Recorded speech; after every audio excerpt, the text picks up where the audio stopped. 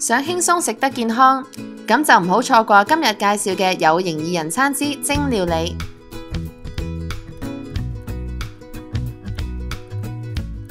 首先將南瓜去核同埋去皮，然後切片。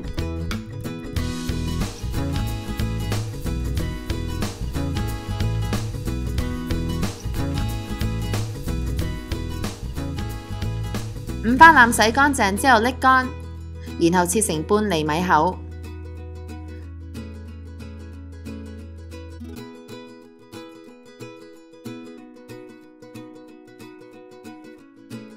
將白米加入 Smartech 多功能嘅冷熱攪拌機，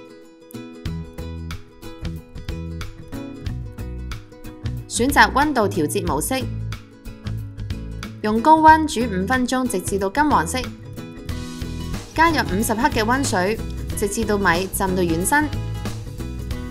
選擇攪拌速度模式，將米打成米碎。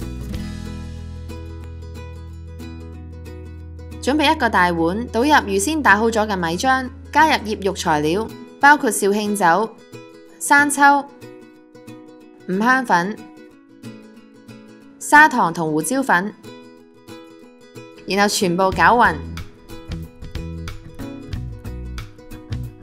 將熱料加入五花腩片，熱味，再攪勻。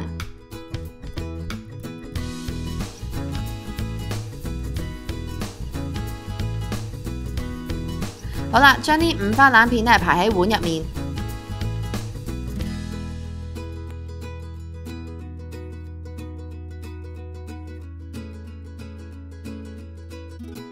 最後放上南瓜片。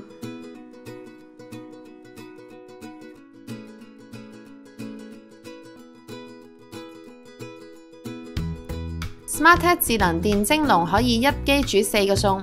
首先喺水箱入面加水，放上下層蒸架，左邊放入香甜南瓜粉蒸肉，右面就放入包咗保鮮紙嘅香滑水蛋，然後放上上層蒸架。左邊就放入加咗水嘅高纖糙米，右邊就放入金銀蒜蝦米蒸冬瓜。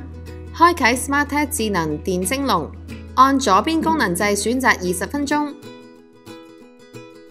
右邊功能掣就選擇10分鐘，利用雙發熱高速蒸煮，同一時間煮4個餸。左邊會先開始蒸煮，蒸氣會被蒸架隔住，唔會流到另外一邊。最後10分鐘，右面自動同步加入蒸煮模式。